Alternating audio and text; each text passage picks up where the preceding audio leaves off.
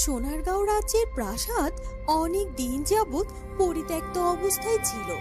শোনাই যায় সেখানে নাকি শুধু এক রাজকন্যা বাস করে, তবে তাকে কেউ দেখেনি। আর যে দেখে সে নাকি আর কখনোই লোকালয়ে ফিরে আসে না।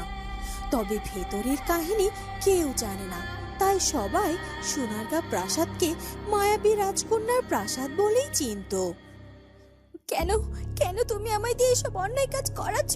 তুমি প্রথমে আমার পিতা মাতাকে হত্যা করলে, তারপর আমার রাজ্য দখল করেছো। আমি আমি তবু তোমার কিচ্ছুটি বলিনি, কিন্তু এবার আমায় তুমি মুক্তি দাও।